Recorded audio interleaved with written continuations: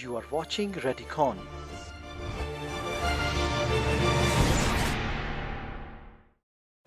How much occupational exposure is seen in radiology department?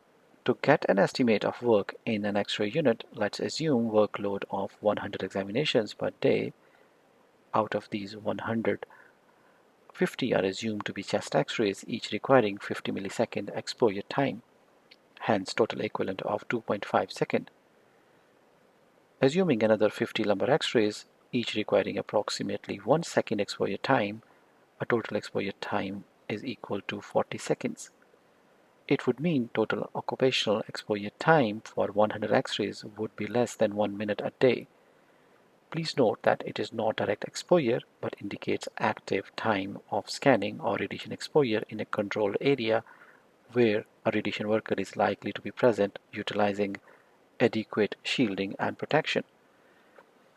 This volume of work over a year would cause an additional occupational dose of 0.1 millisievert to a radiographer, while staff dose limits by ICRP is 20 millisievert per year. This suggests that occupational doses in current radiographic work are far within safe radiation dose limits. Hence, it is not possible to get deterministic effects in radiographic work. This much dose will probably never amount to a threshold level. Let's analyze CT and fluoro work. Fluoro studies such as barium examination list can have 8 patients in a day. It would be equal to approximately 40 minutes of occupational exposure time. In angiography, occupational exposure times can range from approximately 1 hour to 2.5 hours. In CT, the total occupational exposure time ranges between 10 to 45 minutes a day.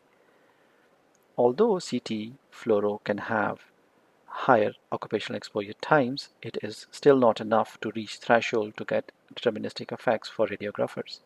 However, there is a higher risk for cath lab workers, interventional radiologists, and cardiologists due to their close proximity to radiation exposure source and longer exposure times. This is predominantly due to direct exposure to their hands and skin.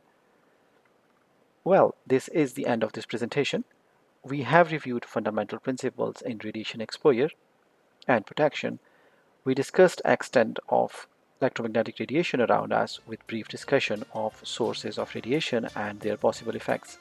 We reviewed those limits and studied some basic principles of radiation protection. Next chapter would be quantities and units of radiation measurement. Following are the references and further study material.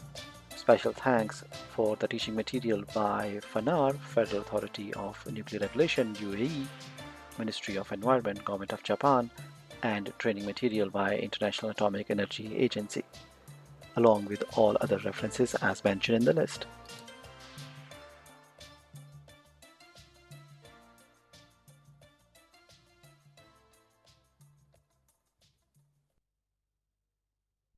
This video is presented in collaboration with Radicon Institute of Radiology.